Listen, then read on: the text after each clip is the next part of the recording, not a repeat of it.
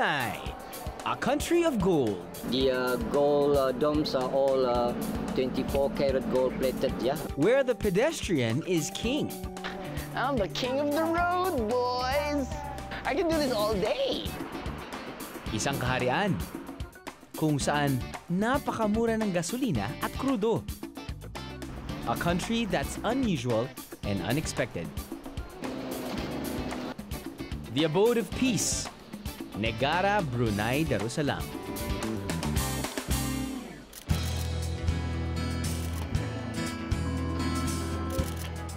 Kulang-kulang 2 oras ang biyahe mula Maynila papuntang Brunei via our official airline partner, Cebu Pacific.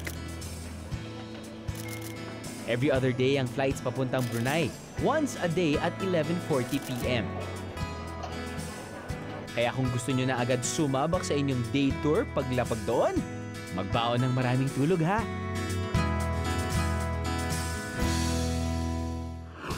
Yeah, head tip! Magandang makarating kayo sa airport 2 to 3 hours before your departure time, lalo na kung international flights. Para sa mga first time na lilipad, dapat nyong malaman na bukod syempre sa matutulis na bagay at bottles of liquids, bawal magdala ng payong sa loob ng inyong carry-on baggage. Ipasok ang mga to sa inyong check-in baggage para hindi mahassle sa security check. We want to feature Brunei so that travelers like me and you would be like, what? Brunei? Pwede palang puntahan yan. Hindi naman pala, yung tipong, boring yan. Yun yung papatunayan namin.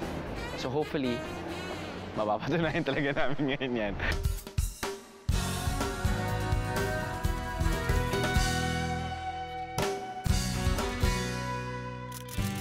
Touchdown Brunei!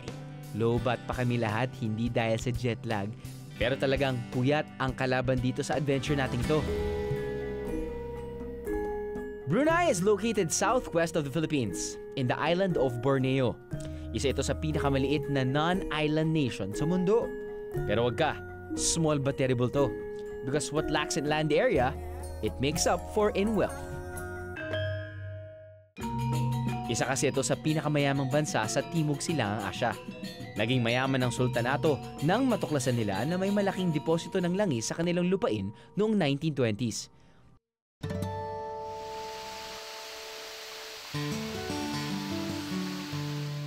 Looking closely, we can see how the people of Brunei benefit from the wealth of the country.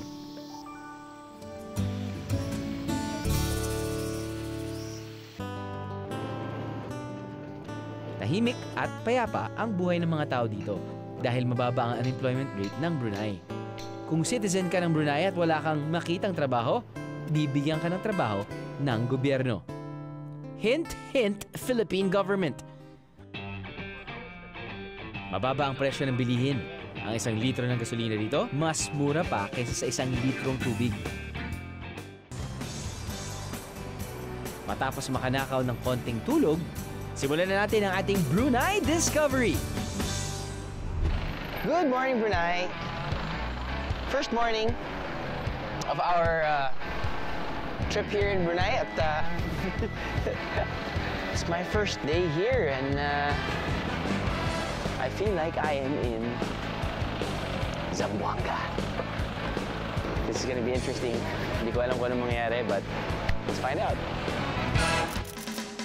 Ang first stop natin, isa sa natural na yaman ng bansa, ang Ulu Temburong National Park. Bago makarating doon, kailangan munang sumakay ng speedboat for 45 minutes. At least yung mga bangka nila dito, mabibilis. Sabi ng ating tour guide, sa pupuntahan natin, pwede naman kayo mag-kotse. Problema lang, pag mag-kotse kayo, kailangan, para sa mga turista, magdadala kayo ng passport. Dahil para mag-cross kayo sa border ng Malaysia. Kapag ito yung kunin nyo, hindi na kayo kailangan makita yung passport. Sulat nyo lang yung nationality nyo. At 45 minutes lang papunta doon as compared to the 2-hour road trip.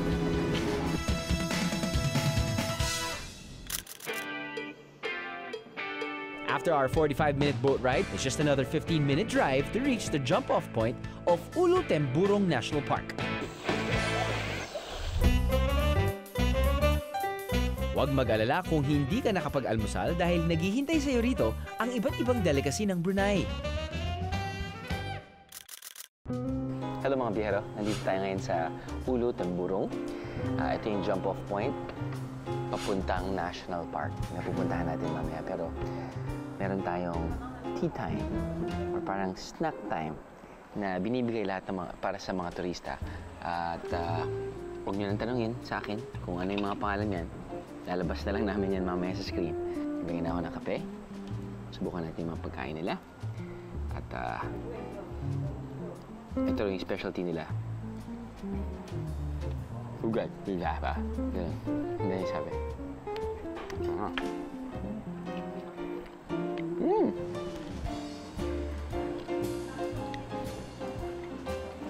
Well, the usage of hindi ko alam kung sticky rice, pero it tastes like it's sticky rice. Yung texture niya, it's sticky rice. Parang siya bibingkang malagkit. Sarap. Ito, subukan naman natin. Green stuff. Smells like pandan. Pandan on top. Glutinous rice sa baba. Papel. Papel yung nakain ko yan. Papel. Okay.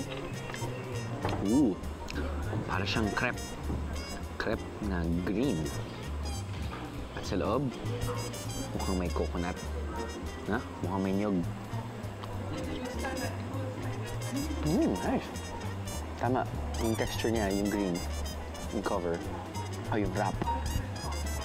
Parang crepe. It's just color green. Sarap yung nyog na palaman. Ito, kita mo. Parang tupig, no? So. Oh, no. I don't think I like this.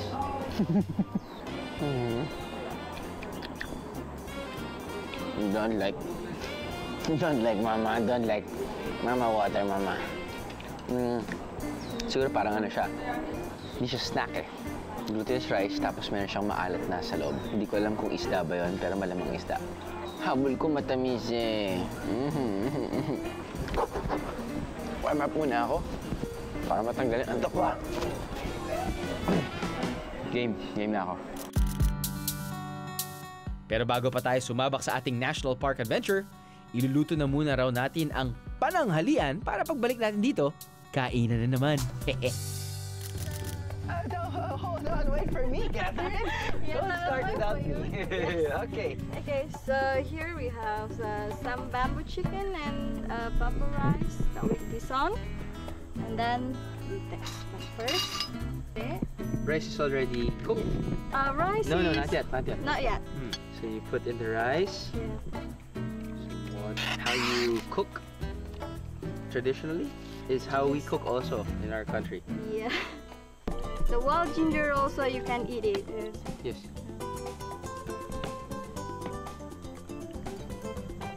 Yes, now we will put it 45 to 1 hour. 45 minutes to 1 hour. Okay. Bamboo rice and bamboo chicken. Lagot kayo pagbalik ko! From the jump-off point, isang banayad na 45-minute boat ride ang kailangan ulit nating suungin. Usually kasi sa Pilipinas, di ba, kunyari, marami naman tayong ganito eh. Pero yung mga bangka, narinig mo yung... Ito parang meron kang ano eh. Ano man tawag dyan? Hindi silencer. You have your, modern. Ano man tawag dyan? Propellers? Yeah. Propellers? Habang sakay ng bangka, naalala ko nga ang mga river tour ng Pagsanhan Laguna o Lobok sa Bohol.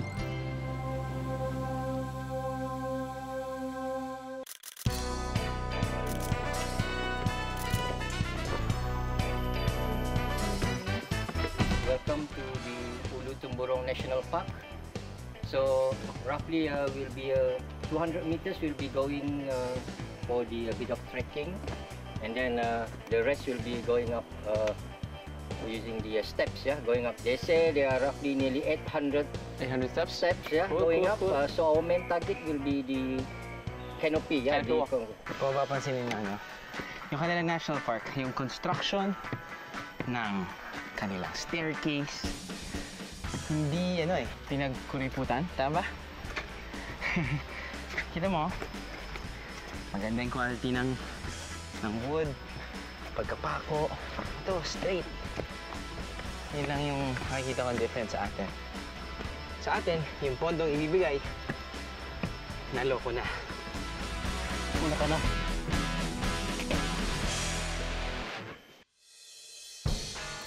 Wala na yata katapusan ng lakaran at akyatan natin. Pero kapag narating mo pala ang tuktok, saka mo maiisip na sulit sa pagod ng tanawing naghihintay sa'yo sa pinakamataas na parte ng gubat ng Brunei. This is the highest peak. Tingnan natin yung pinakatuktok ng scaffolding sa ginawa nila, no? At dito sa peak na to, this is the area where I'm from. Wow, you can see, look at that, 360 view of the jungle. Mula rito, hindi mahirap isipin na 70% pa ng kalupaan ng Brunei ang natatakpan ng makapal na kagubatan.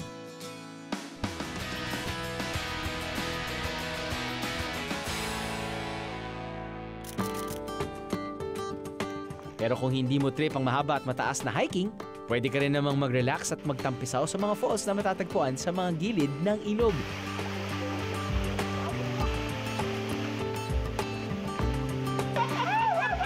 Sabihin sa mga foreigners, dito ka nakakapunta sa Pilipinas. Malulunod kayo sa lakas ng waterfall. So nalaman namin na ang Brunei ay 50% protected forest areas. At dito mismo sa National Park, medyo early stages pa lang kanilang buhay dahil nagbukas sila to the public around 1996. So I guess it's good na na-experience natin to. Wala pa masyadong turista. Pero inisip ko rin baka after how many years, marami pa silang may explore ng magagandang tanawin. Baka yung waterfall na to, meron pa silang makita mas malaki. Hindi natin na.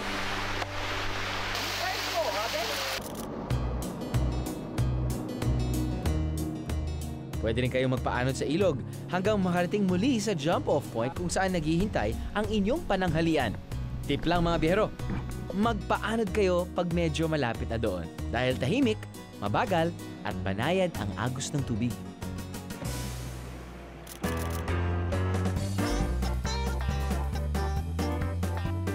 Pag hinashtag mo yan, marami magla-like sa'yo. Tinuluto natin kanina.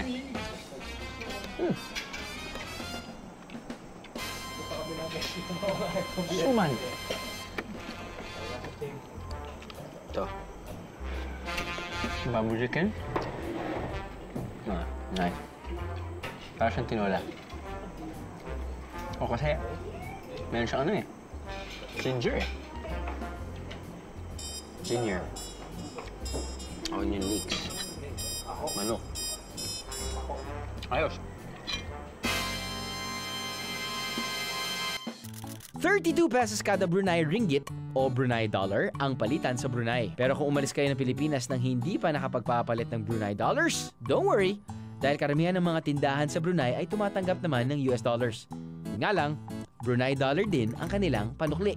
And what's a biyahe ni Drew episode without a room tour? Guys, welcome to my room. There you go! Welcome to my room!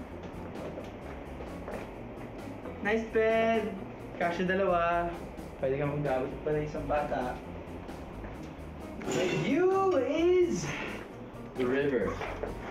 And then, right in front of the river is Zimarket. Huh? Kaya kanina umaga, daming tao dyan. Bibenta ng mga seafood, gulay, fruits. So, ngayon, hapon So, sarado sila ngayon. Umaga lang talaga yan. Bukas puntahan natin.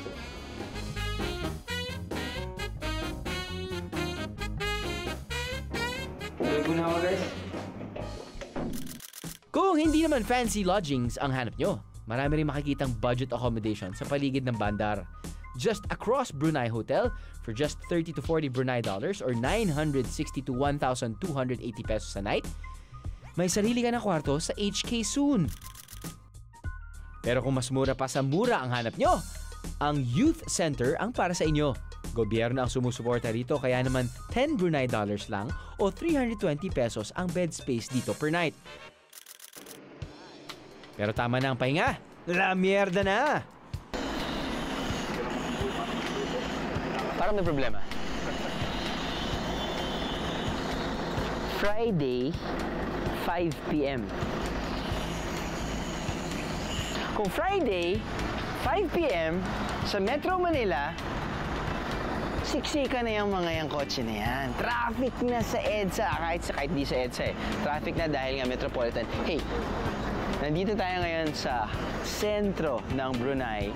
Friday at walang kotse. Okay, fine. Dahil nga, every Friday kasi, yun yung prayer time nila. So, walang school, walang pasok.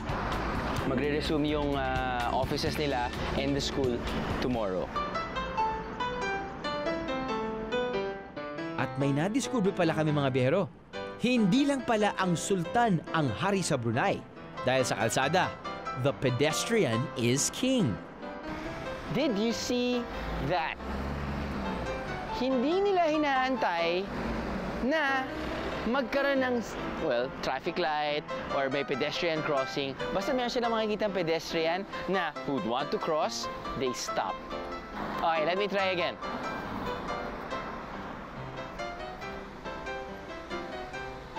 Oh yeah! I'm the king of the road, boys! I can do this all day. One more time, guys. Yes, I love you. Ganito kadisiplinado at ka-relax ang traffic situation ng Brunei. Pero sa pedestrian lanes lang nyo ito susubukan mga biyahero, okay? Hulaan nyo kung anong isa sa paboritong pastime ng mga taga rito. Ang mamasyal sa mga park. Libre na, relaxing pa.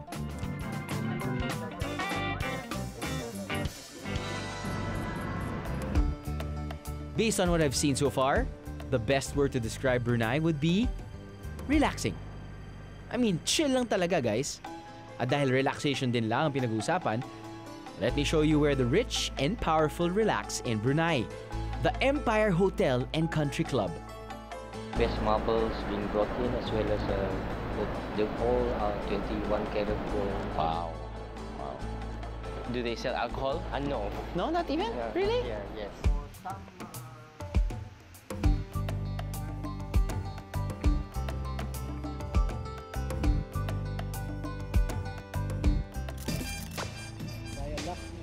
Ang Empire Hotel ay hindi lang 5 kundi tumataginting na 6-star hotel na ipinatayo ng sultan para may matuluyan ang kanyang mga royal guests bukod sa palasyo niya. Ang pinakamahal nilang kwarto dito, 16,000 Brunei dollars o 512,000 pesos per night. Pero meron din namang abot kaya tulad ng kwartong ito na around 300 Brunei dollars lang o 9,600 pesos a night.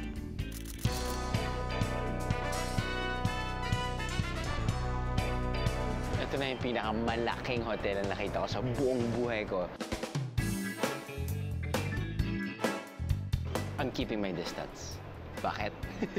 Dahil kapag hinawakan ko yan, or kahit binuhat ko, pwede akong makulong. Ito ang gift ng President, King ng Saudi Arabia to His Majesty the Sultan and of course, his Queen ng Brunei. Ano siya Swarovski crystal carved or in a form of a camel na may 24 karat gold. And yung dinala daw dito, kailangan 3 tao daw yun ang dadala.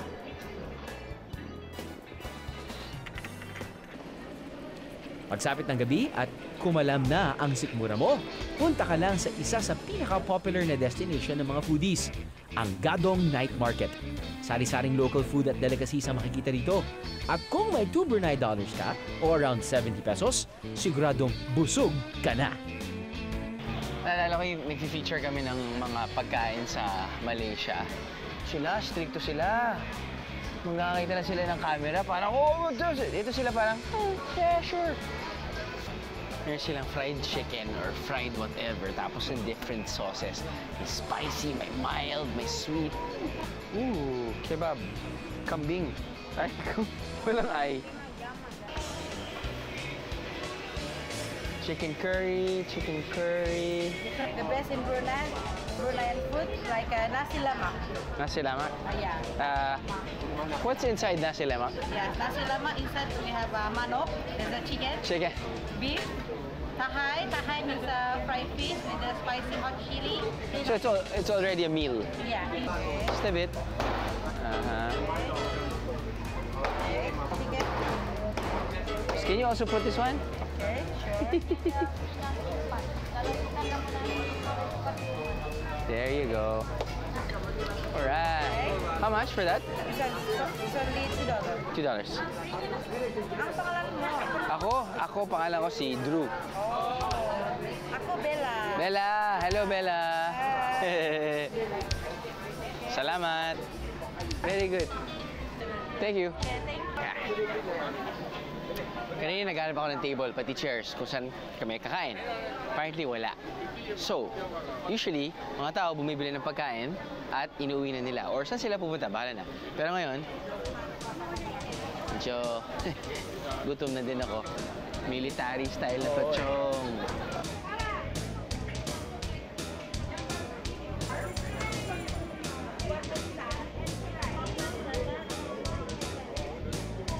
Super similar. Dahil nga Malay-inspired yung mga pagkain nila dito. Parang nasa Malaysia din ako, kumakain ako ng nasi goreng. Manghang. Saucy. I guess parang sa akin, pag pupunta ako ng Hong Kong, fried rice, dim sum, beer. Malaysia, nasi goreng, kanin, itlog. Brunei, same.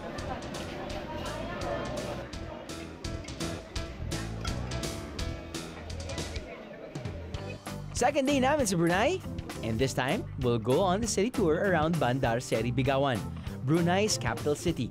Sa tabi ng hotel namin, may isang maliit na palengke. And I think it's a nice way to start experiencing the local vibe today. Okay mga biyahero, nandito tayo ngayon sa Kiangge Market. Tapat lang to ng hotel namin, which is Brunei Hotel. And across the river, makikita mo na yung market. From the looks of it, nagbibenta sila ng isda. Well, hindi lang isda. Also dry goods. Excuse me, what's inside? Rice? No. Hindi tayo nagkakaintindihan.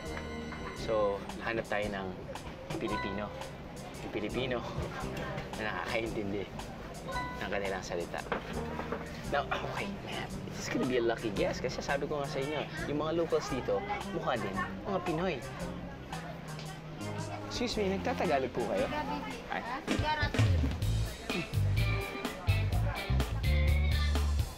Excuse me, nagtatagalog po ba kayo?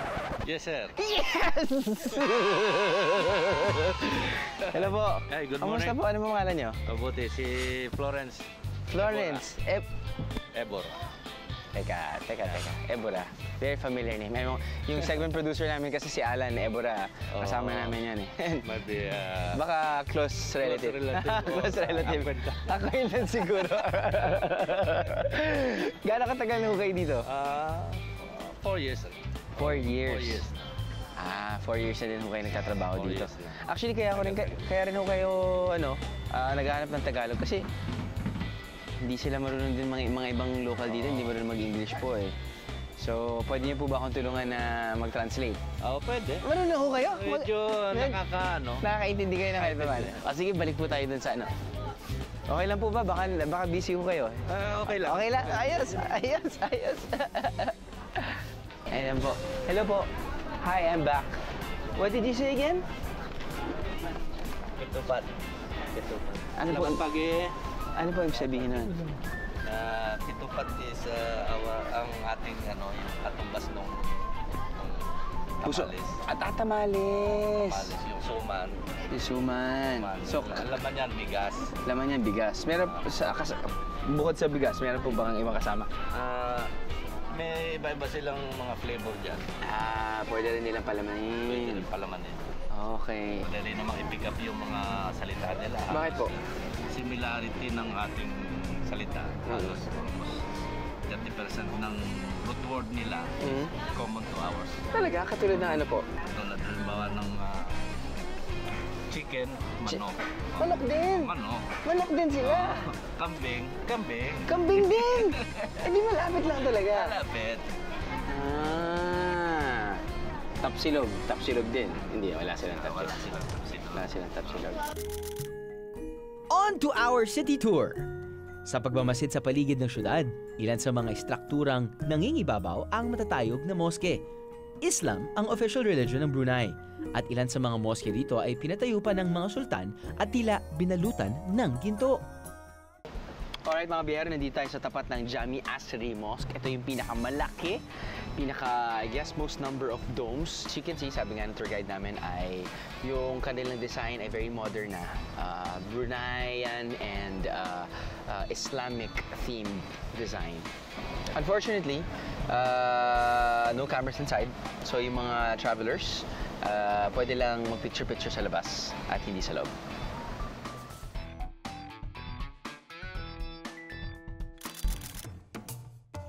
Kung ginto at ginto rin lang ang pag-uusapan, pasukin nyo rin ang Royal Regalia Building. Ewan ko na lang kung hindi kayo malulula sa ginto. What you see in this main gallery are all the original artifact used by His Majesty the Sultan during coronation. So this is the state chariot or the coronation chariot used by His Majesty back then. So it's only used once only. Everything what you see in this museum, so it's passed on from the earliest sultan, the first sultan of Brunei, which is 600 years ago. Sa Royal Regalia Building makikita ang karangyaan ng kaharian ng Brunei. Dito makikita ang mga espada, sibat, kalasag at iba pang mga gamit na kung hindi gawa sa ginto ay binalot sa palamuting ginto. So, I'm thinking, sobrang yaman ng Brunei na yung ginamit nila to, actually yung binild nila to for the coronation of their king or the majesty, which was 1970s. This chariot, yun, isang gamitan lang, dinisplay kaagad. Talagang nakakapagod ang pag-iikot sa mga museums, moske at sa capital city ng Brunei. Kaya naman ang next stop natin, ang pinakasulit na kainan. Ito ang day version ng Gadong Night Market. Turo-turo style din dito kung saan matitikman ang iba't ibang lutong Malay at Brunei. I'll get Try, you try again. You try. Try.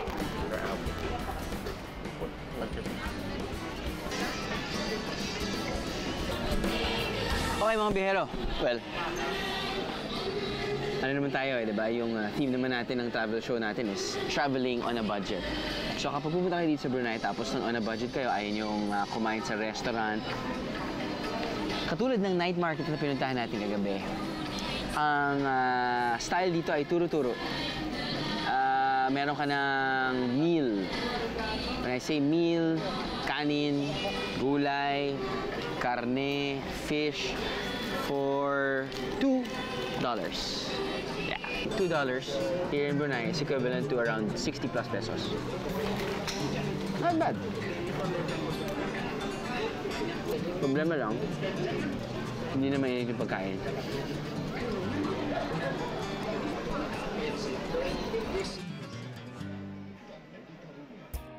After a hearty meal, it's time for dessert.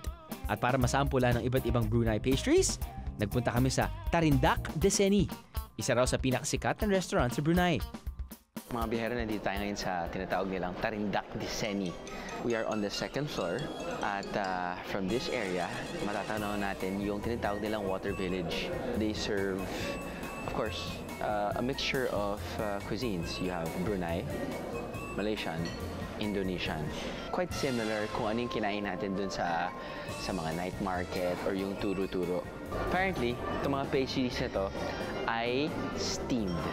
That's right, lahat to steamed. Check it out.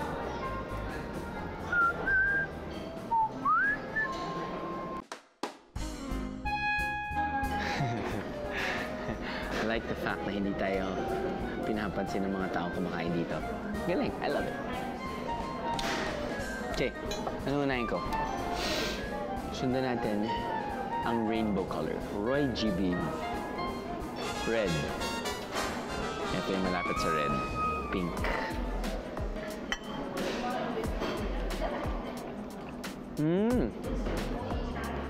Lasang sapin-sapin.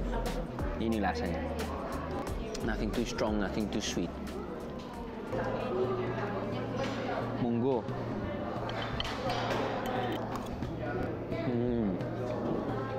Similar taste.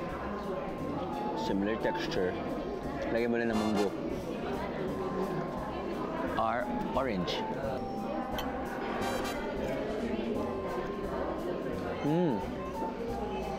Dry cake. Green.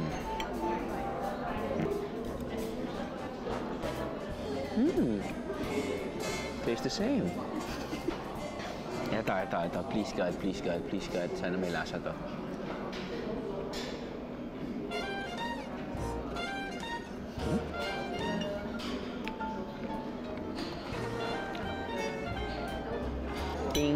Ting. We have a winner. We have a winner, ladies and gentlemen. We have a winner. Now let's try to dissect.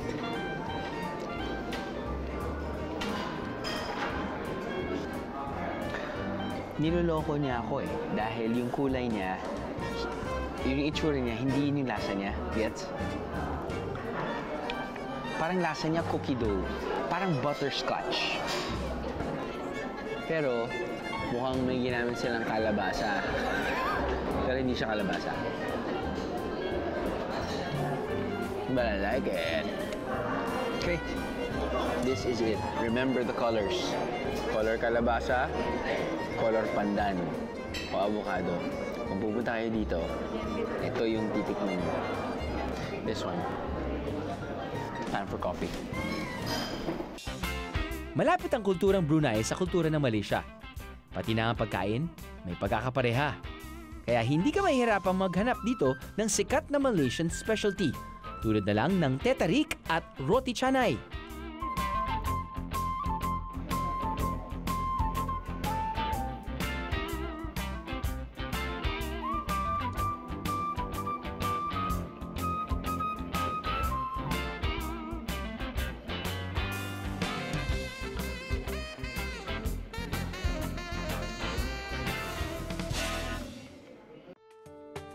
At dahil energized na tayo muli, it's time to continue our city tour.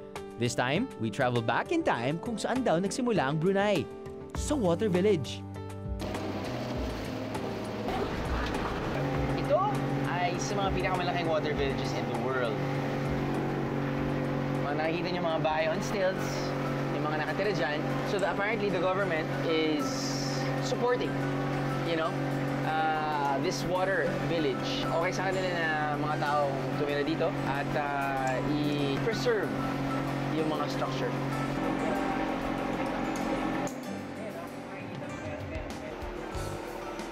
Reminds me of Venice, Italy. Venice kasi water village din yun eh.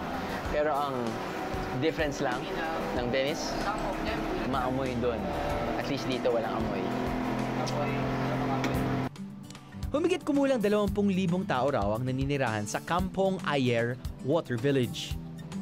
$1 Brunei ang pamasahe sa mga water taxi na maghahatid sa inyo papuntang Water Village. Pero kung gusto mo ng complete tour, $15 Brunei o kulang-kulang 500 pesos ang sisingilin nila sa iyo. Suportado ng gobyerno ang tubig at kuryente ng mga residente dito. Ibig sabihin, maliit na halaga lamang ang binabayaran ng mga naninirahan dito. Swerte, di ba? We'll come through. So before we enter, usually for the local, we have to Take off the shoes? take our shoes. Yeah. So once this is one of the basic, I can say, water village houses. Yeah. Right. And then once you enter, you can see that there will be a very big, Living room area. Most of the houses that we pass by, you can see there are a lot of air conditions. Yeah. So the rooms going straight back, you will be usually, as you can see, is the kitchen area. The rooms will always be on the bedrooms will be always be on the side. On the side. On the side. So This is how basically one of the houses. This is a huge house. Yes. Isang kumpleto ang komunidad ang Kampong Ayer. May mga eskwelahan, may police at fire stations, at may mosque rin. Sa malayo, iisipin mong hindi masyadong maganda ang lagay ng pamumuhay sa Water Village. Pero makalipas ang ilang minuto rito, mararamdaman mong kahit simple, mukhang kontento naman ang mga naninirahan dito.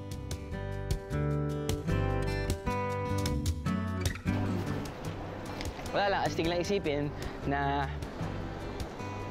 dito nagsimula yung Brunei as a, well, water village, fishing village. Tapos, fast forward after how many years, boom! Brunei, the rich country.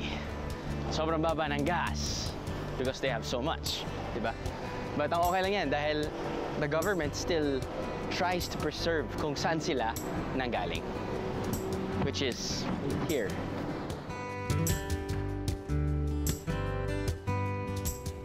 Walking around the water village made me hungry again. Masusubukan na natin ang isa sa pinakakakaibang pagkain na nakita ko. Ang ambuyat.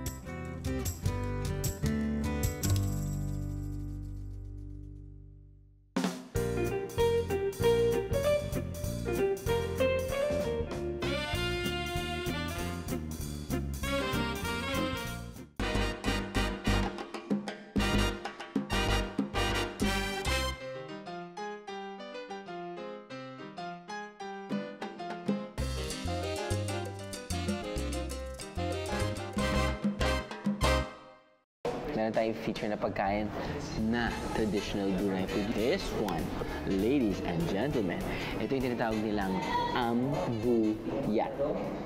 Repeat after me. Ambuyat. Ano ang ambuyat? Actually, hindi ko rin alam. Ano po bang ambuyat? Sago. So parang yan yung magiging kanin ng ulam. Ay, magiging kanin ng ulam. Yan yung magiging kanin sa ulam. Tama? Paano kinakain yan? Ah, ganyan? Yeah, tigas niya. Ah, ikutin yan. And then, dip here. Ah, ito yung sauce. Oh, ito yung sauce niya. Ano yung sauce niya? Ano yung nilalaman ng sauce niya? Ano meron dyan? Tikman mo muna, kuya, bago kong sabihin sa'yo. Sabihin mo nga kung ano.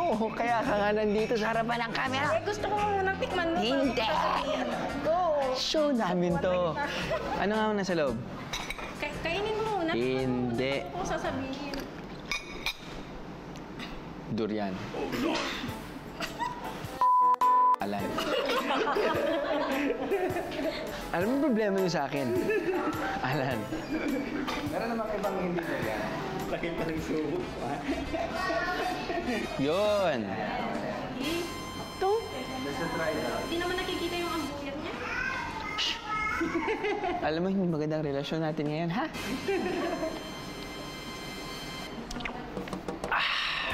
Sago. Dinikdik lahat. Ginawang isang malaking sago. Or parang actually glutinous rice na dinikdik din dahil gano'n naman yung texture niya, no? Very gelatin type. Sticky.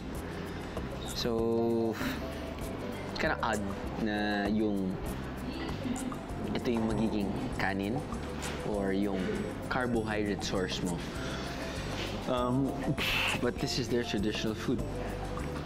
Thank you. Ito naman, yung dipping sauce nila, sabi nila may halong yung fruit nila parang ala tamarind, may konting asim. Pero mas overpowering yung chili. Hindi naman siya ganun kaanghang. Pag ito ang magiging normal food, yan sa lunch, ko yata kakayanin. Paglagyan to ng matamis, pwede pa. Pwede pa siguro. Sige po, magkaibigan na ulit tayo.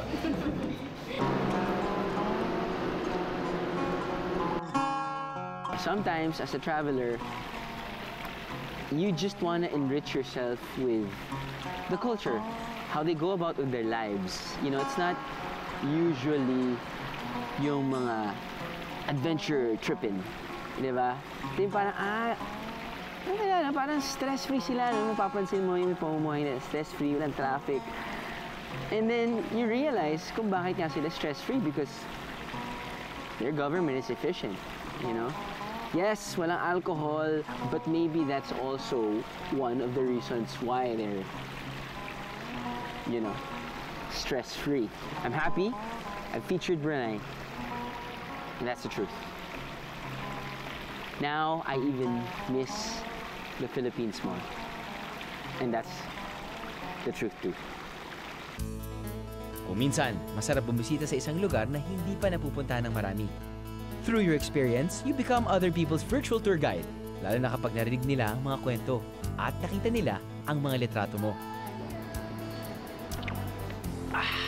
And with the unexpected and unusual Brunei, we did just that for you. Sana kahit papaano, naengganyo rin namin kayong bumiyahe rito.